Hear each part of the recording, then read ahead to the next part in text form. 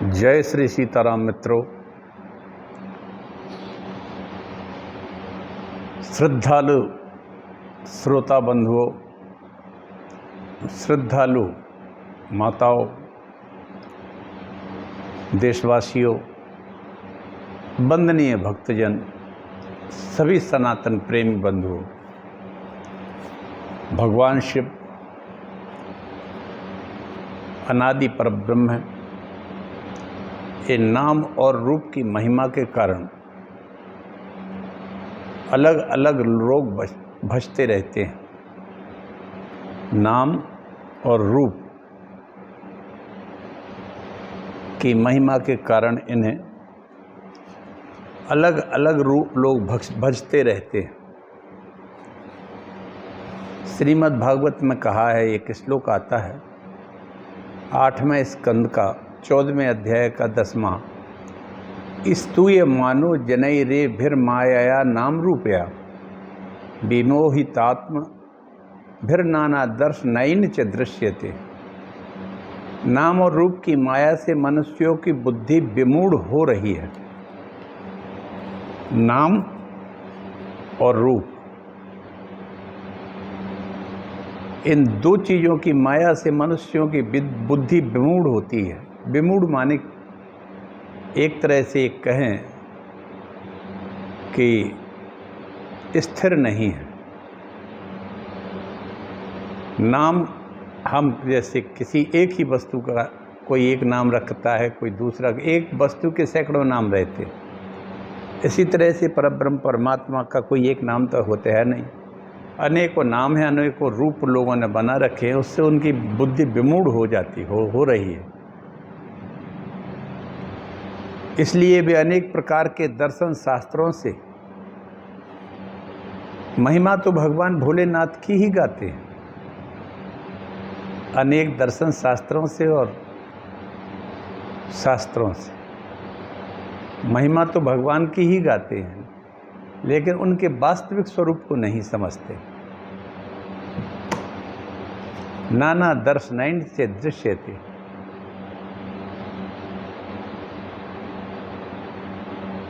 शिव जी एक ऐसे ही अनादि परब्रह्म परमात्मा है जो कई लोग अनेकों मतों और पथों से उन्हीं की ओर जाते हैं।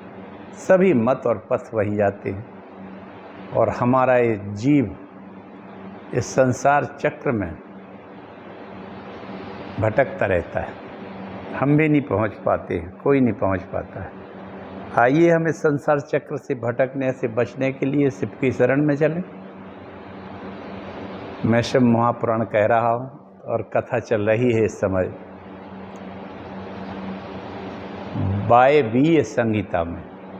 वायुदेव नैमिषारण्य में महात्माओं को उपदेश दे रहे हैं और शिव तत्व का निरूपण कर रहे हैं। बड़ा आनंददायक प्रसंग है मित्रों।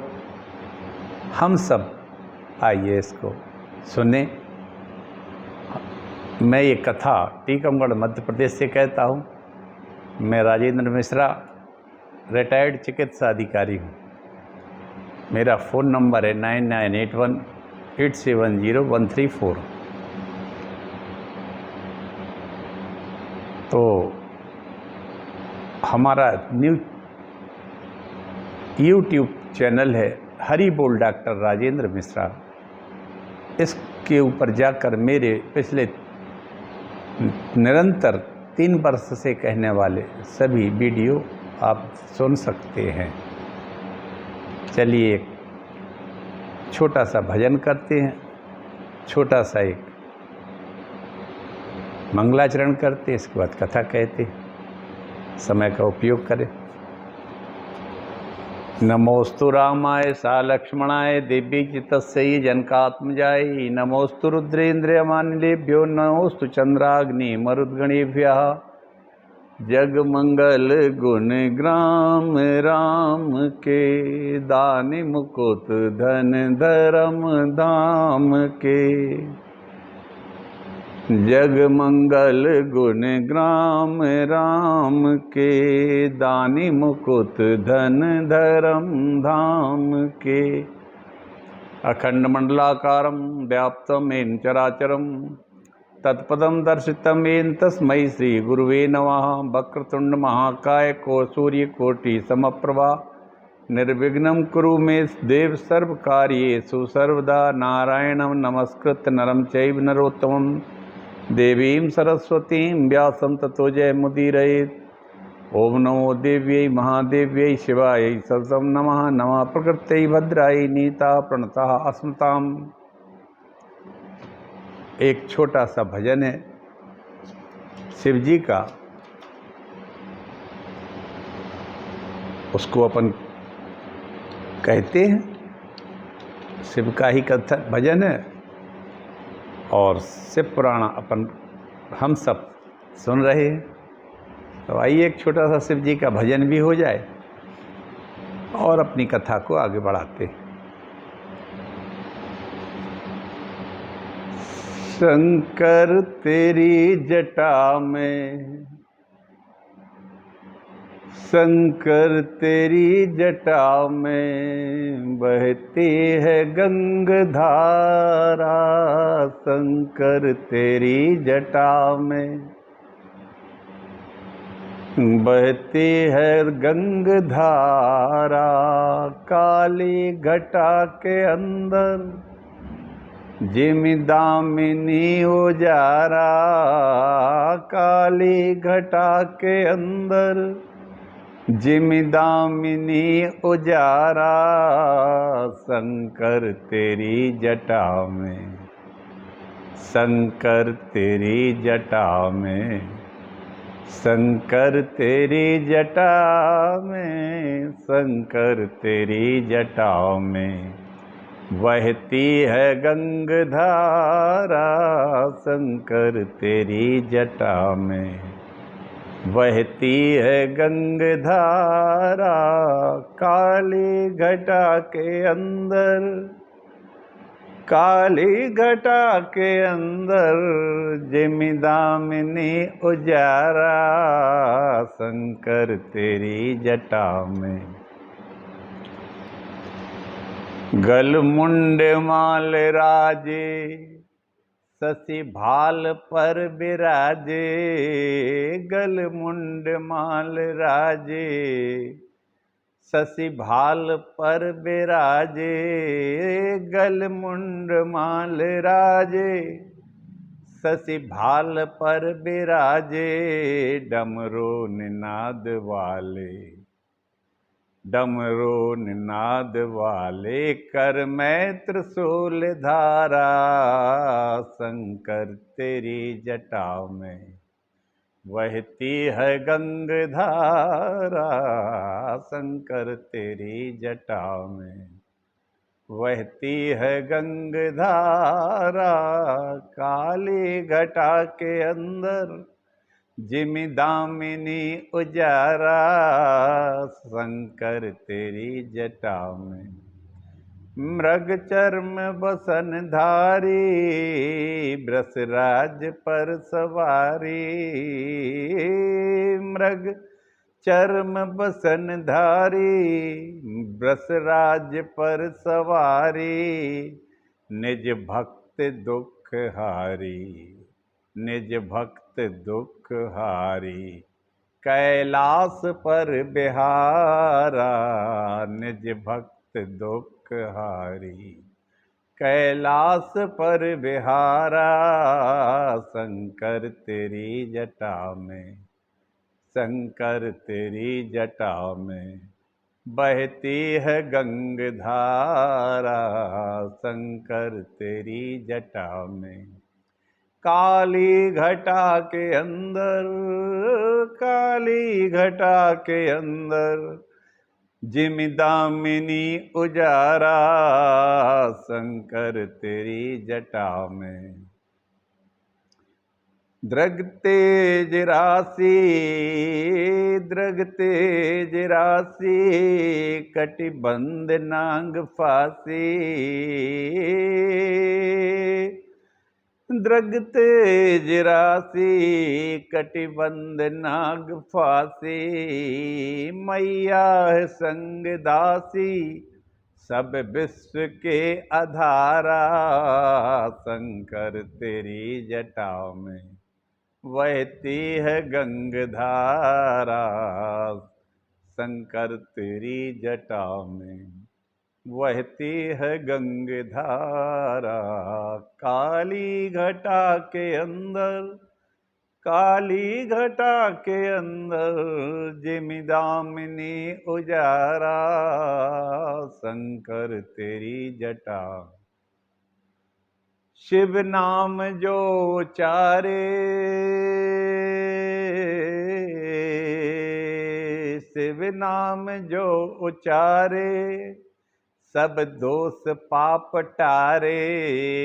शिव नाम जो उचारे सब दोष पाप टारे। शिव नाम जो उचारे, ओम नमः शिवाय, ओम नमः शिवाय, ओम नमः शिवाय। शिव नाम जो उचारे सब दोष पाप टारे। शिव नाम जो उचारे सब दोष पाप टारे। राजेंद्र नाम विसारे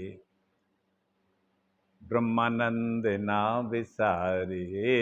राजेंद्र ना विसारे राजेंद्र ना विसारे। राजेंद्र ना विसारे भव सिंधु पार तारा। राजेंद्र ना विसारे भव सिंधु पार तारा। शंकर तेरी जटा में, शंकर तेरी जटा में, शंकर तेरी जटा में बहती है गंगधारा।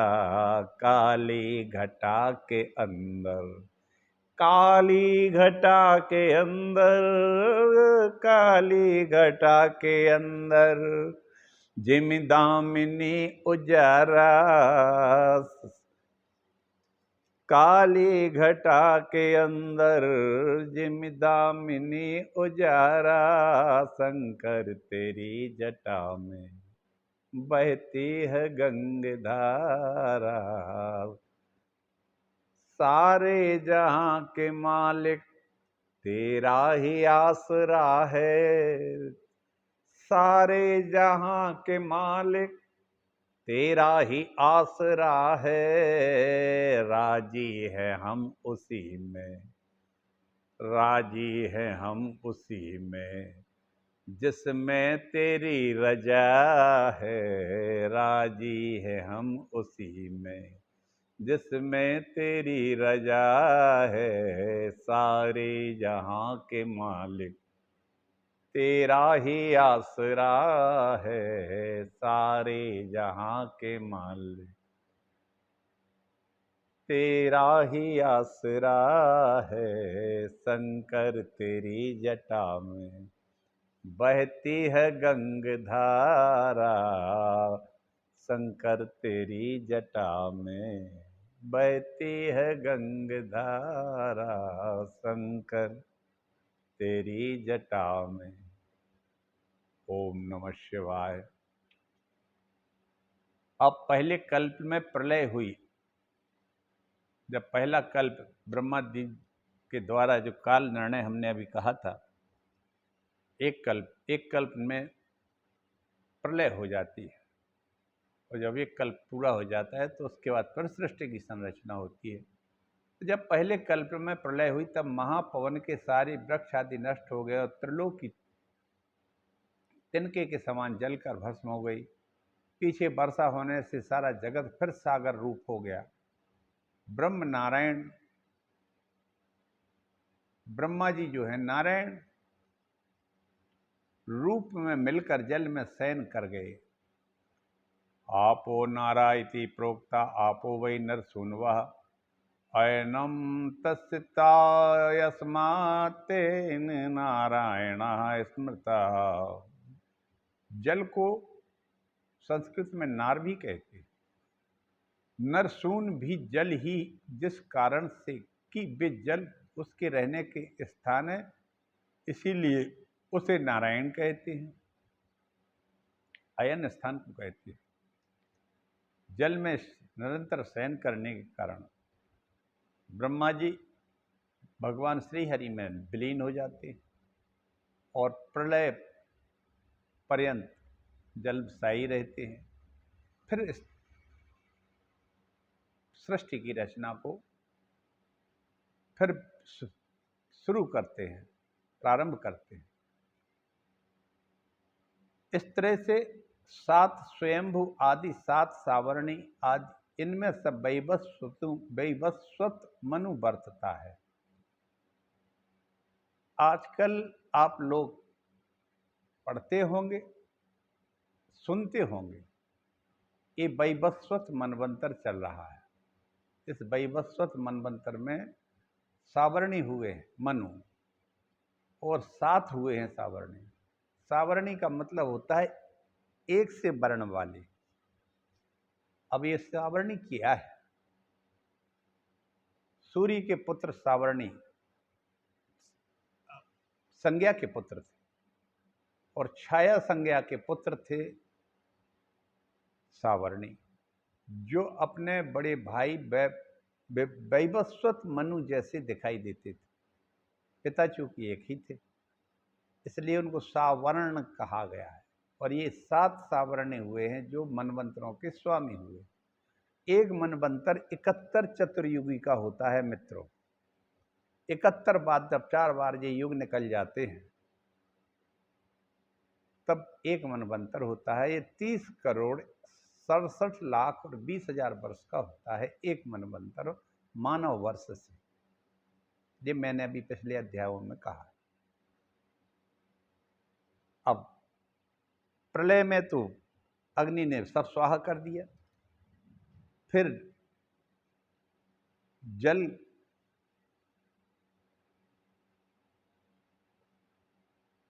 बरसता है, उसमें भगवान शयन करते हैं, नारायण कहलाते हैं।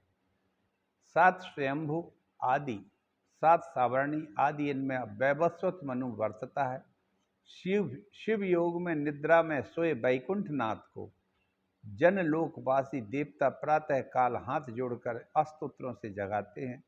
जैसे सृष्टि के आरंभ में श्रुतियाँ ईश्वर को जगाती हैं, पीछे जल के शयन से प्रातः काल जागकर आलस्य भरे नेत्रों से सब दिशाओं में देखते हैं, लेकिन अपने सिवाय जब कुछ भी नहीं दिखाई देता है तब चिंता करते हैं कि मनोहर भूमि, नंदी वन, शैल वन और नगर कहाँ गए। जनलोक के देवता प्रलय काल की अवधि पूर्ण होने पर भगवान को जगाते हैं। जब ब्रह्मा ने पृथ्वी की स्थिति को ना जाना तब अपने पिता त्रिलोचन शिव जी का स्मरण किया।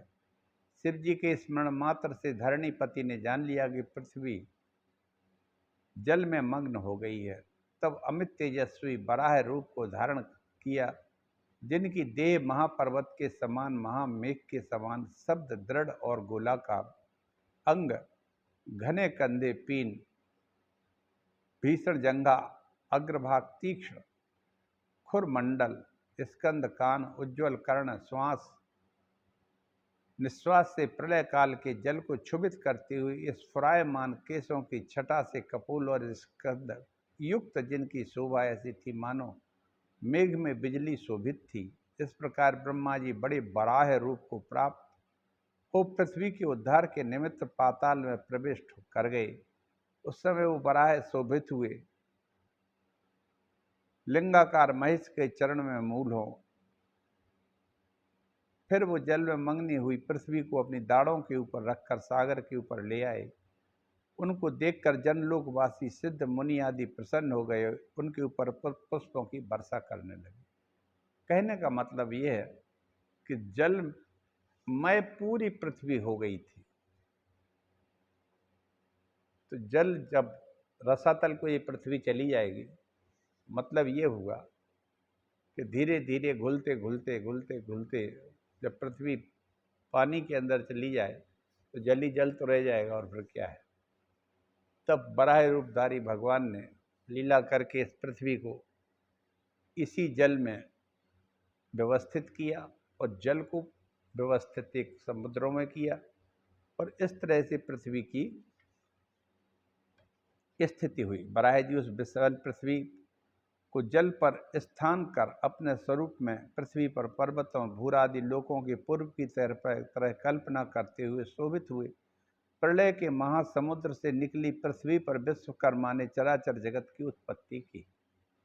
पृथ्वी आ गई, स्थिर हो गई जल के ऊपर, जल स्थिर हो गया ये कहें पृथ्वी पर, और इस तरह से पृथ्वी की स्थिति हुई। ब्रह्मा द्वारा सृष्टि का विधान हुआ, विश्वकर्मा ने चराचर जगत की उत्पत्ति की। वायुदेव कहने लगे, हे ऋषियों, आदि सृष्टि की रचना की इच्छा से ध्यान के समय ब्रह्मा जी को तेजोमय मोह की प्राप्ति हुई।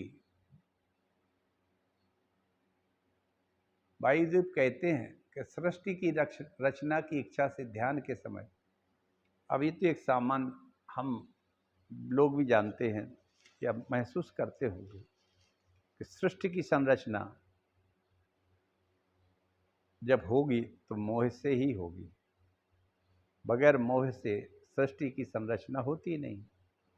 अब इसको हम अच्छे में ऐसे भी कह सकते हैं, ये सब हम और हमारे पिता माता, और हम भी माता पिता बने, हमारे बच्चे भी, तो ये संरचनाएं होती रहती हैं लगातार।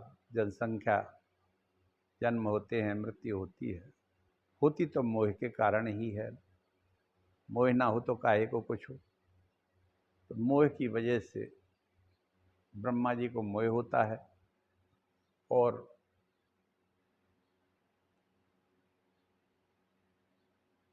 उससे तमोमय मोह की प्राप्ति हुई। सबसे पहले तमोगुणी मोह हुआ, और आज भी प्रत्येक व्यक्ति को तमोगुणी मोह ही है। तमोगुणी मोह क्या कहलाता है? मैं अरु मोर तोर तय माया, यही बस की ने जीव निकाया। गोस्वामी रामायण में लिखते हैं।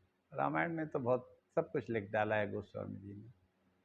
तमोगुणी मोह कहलाता है अपना, मेरा बच्चा, मेरा बेटा, मेरा बेटी, मेरी औरत सबसे अच्छे, और सबके बच्चे, सबकी बीवी सब बेकार, सबके बच्चे बेकार हूँ, बेबी भले भी सबकी बेकार ना हो, अच्छी लगती हो किसी की भी, लेकिन बच्चा अपना ही बड़ा प्यारा लगता है। ओहो, चाहे नैन सुख उसका नाम हो, एक आंख फूटी हो तो भी अच्छा लगता है। खैर ये बात अलग है, सबको अपने बच्चे अच्छे लगो, हाँ सबको लगना भी चाहिए, लेकिन हाँ दूसरों के भी लगें तो अच्छा है। तो तमोगुणी जो सृष्टि की रचना होती है उसमें दूसरे का बच्चा अच्छा नहीं लगता है। दूसरे के बच्चे को ऐसा लगता है कि खा लें, उसका भोजन कर लें, ताकि संपूर्ण जितनी भी ऐश्वर्य है दिखाई देता है, जमीन जायदाद ये सब मेरे ही बेटे को मिल जाए, यही बस हो जाए। ऐसी तमो में मोह की प्राप्ति हुई। मोह, महामोह, तामिश्र, अंध तामिश्र, पांचवा अविद्या उस महात्मा से प्रादुर्भूत हुई। मोह तमोमय मोह की उत्प्राप्ति हुई। फिर तमोमय मोह ने इतने और मोहों की उत्पन्न की, अविद्या को भी उत्पन्न उसने कर दिया। उनके ध्यान करने से 5 प्रकार के यह जगत प्रादुर्भूत हुआ, जो बाहर भीतर से प्रकाश रहित निश्चल था। इसी कारण उस सृष्टि में उत्पन्न होने वालों की वृद्धि बुद्धि इंद्रिय मुख आच्छादित हो रहे थे। इसी कारण वे आच्छादित आत्मा वाली वृक्ष और पर्वत ही हुए। ब्रह्मा की प्रथम सृष्टि उपयोगी नहीं हुई। ब्रह्मा जी की पहली सृष्टि से वृक्ष, वनस्पति और पर्वत हुए। ब्रह्मा जी की दूसरी सृष्टि में तिरछे चलने वाले, अंतर जानने वाले, बाहर से अज्ञानी पशु आत्मा हुए, से कारण उनको असन मार्ग ग्रहण किया। यह सृष्टि भी अनुपयोगी हुई। फिर ब्रह्मा ने सृष्टि की इच्छा करके ऊर्ध्वगामी सत्व गुण से देव सर्ग की प्रवृत्ति हुई। वे सुखी संपन्न, बाहर भीतर से स्वच्छ, तेजस्वी और ज्ञानी हुए। एक तो तिरछे चलने वाले, तिरछे का मतलब होता है त्रियग योनि।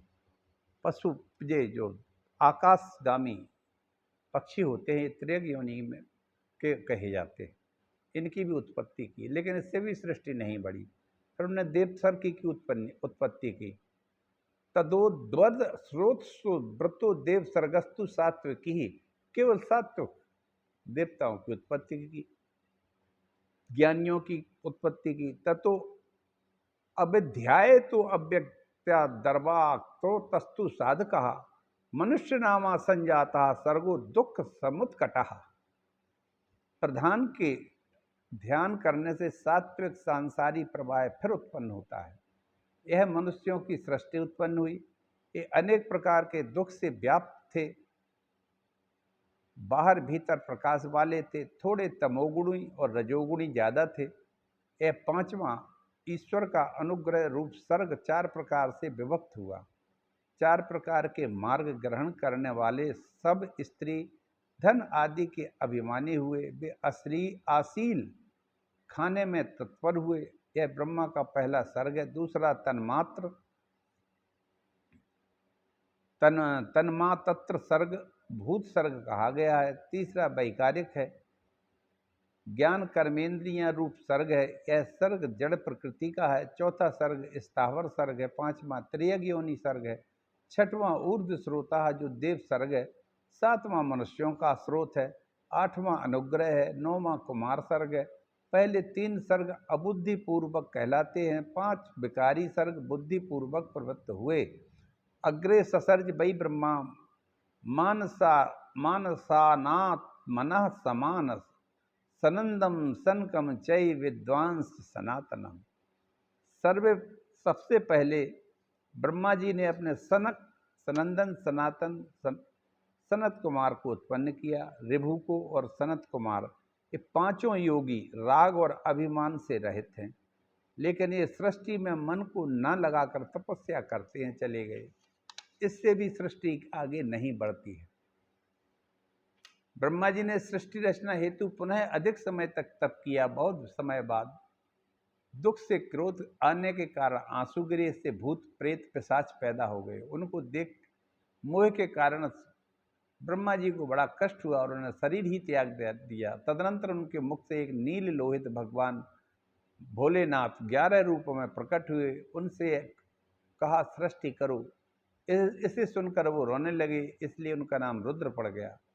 शिव जी ने ब्रह्मा के शरीर में पुनः प्राण संचार किया और कहने लगे मैं परमात्मा हूँ। ये 11 रुद्र सृष्टि रचना में तुम्हारी सहायता करेंगे। ब्रह्मा जी शिव जी की स्तुति करने लगे। ईसाय बसवे तुभ्यम नमः स्पर्शमयात्मने पशूनाम पतये चैव पावकायाति तेजसे भीमाय व्योम रूपाय शब्द मात्राय ते नमः। हे ईश, हे वायु रूप स्पर्शात्मा के निमित्त नमस्कार है। पशु यानी जीवों के प्रति अग्नि के समान तेजस्वी दैत्यों को भीम रूप आपके नमस्कार है। शब्द माया रूप आपको नमस्कार। इस प्रकार 6 श्लोकों में स्तुति कर कहने लगे कि हे प्रभु, आप मेरे प्रजा रचने के काम में सहायता करिए। स्तुति से प्रसन्न होकर शिव जी ने ब्रह्मा जी पर कृपा दृष्टि डाल दी और ब्रह्मा जी ने कहा मरीचि भृगवांगिरसः पुलस्त्यं पुलहं क्रतुं दक्षमित्रं वसिष्ठं च सो अज्रन्मनसैव च पुरस्ताद सृजत ब्रह्मा धर्म संकल्पमेव च। ब्रह्मा ने मरीचि भृगु अंगिरा पुलस्त पुलह क्रतु दक्ष अत्रि वशिष्ठ आदि को मन से उत्पन्न किया। ये मानस पुत्र कहलाते हैं ब्रह्मा जी के। ये 12 पुत्र हैं। कौन कौन? मरीचि भृगु अंगिरा पुलस्ती पुलह क्रतु दक्ष अत्रि वशिष्ठ। ये सब सृष्टि से पहले ब्रह्मा ने धर्म और संकल्प की रचना की। ये 12 पुत्र कहे जाते हैं। फिर ब्रह्मा जी ने रुद्र के साथ देवता असुर पितर मनुष्यों की रचना करने की इच्छा से मुख से देवता, जंघा से असुरों को, शिश्न से मनुष्य को, गुदा से राक्षसों को, दोनों कक्षाओं के शब्द से पक्षियों को, छाती से दूसरे पक्षी, मुख से बकरा और पशु चौपाए तथा पार्श्व स्थान से सर्प, पैरों से घोड़े, सरप, मृग, ऊंट, खच्चर, 12 सिंह आदि रचे। उनके रोम कूपों से औषधियाँ, फल फूल पैदा हुए। यजुर्वेद बृहत साम के स्थान पर दक्षिण मुख से साम जाति जगति छंद बैरूप, पश्चिम मुख से अर्थर्व यज्ञ विशेष उत्तर रूप से प्रकट हुए। यक्ष, पिशाच, अप्सरा, किन्नर, राक्षर, पशु, मृग, स्थावर और जंगम सभी उत्पन्न हुए। ब्रह्मा का लोक सर्ग कहलाता है। यह कल भी मैंने कहा था। नदी, समुद्र, पर्वतों से व्याप्त अनेक नगरों, श्रेष्ठ जनपदों में सर्वविद ब्रह्म विचरता है। धर्माधर्म रूपी फलों को देने वाले सर्वभूतों का, उपजीवों का सनातन ब्रह्म रूपी यही वृक्ष कहलाता है। ब्राह्मण कहते हैं स्वर्ग उसका सिर है, आकाश नाभि, चंद्र सूर्य नेत्र है, दिशा कान है, पृथ्वी चरण है। इस प्रकार सब प्राणियों का निर्माण करने वाला है। ब्राह्मण उसके मुख, क्षत्रिय भुजा, वैश्य जंगा और शूद्र सभी चरणों से ऐसे सब वर्ण उत्पन्न हुए। इस तरह ब्रह्मा जी ने सृष्टि का प्रारंभ किया। एक कोई भी ना बड़ा है ना छोटा है, एक ही शरीर के 4 अंगों के नाम हैं। चारों अंग ऐसे हैं कि एक अगर ना हो तो 3 बेकार हो जाते हैं। इसलिए हम में से कभी ये नहीं सोचना चाहिए कि अमुक व्यक्ति श्रेष्ठ है और अमुक व्यक्ति श्रेष्ठ नहीं है। यदि मुख श्रेष्ठ है तो भुजाएं जरूरी हैं। भुजाएं नहीं तो मुख न कुछ नहीं कर सकता, सिर नहीं तो भुजाएं कुछ नहीं कर सकती हैं। उदर है तो इन दोनों का अस्तित्व रहेगा, पैर हैं तो ये सब काम करेंगे। इस तरह से चतुर्विहूय रूप में, चतुर्भाग रूप में ब्रह्मा जी ने सृष्टि की संरचना की और इस तरह से ब्रह्मा जी का प्रथम सर्ग पूर्ण होता है। आगे की कथा कल कहूँगा। मैंने काफ़ी कुछ कल भी कहा था, कुछ आज भी कहा है। कल आगे की कथा कहूँगा रुद्र के अवतारों की। इसी के साथ ही मैं मित्रों आज अपनी वाणी को यहीं विराम देता हूँ। आप सभी का कल्याण हो, भगवान शिव सब पर कृपा करें। जय श्री कृष्ण हरे। ओम नमः शिवाय। हर हर महादेव। हर हर महादेव।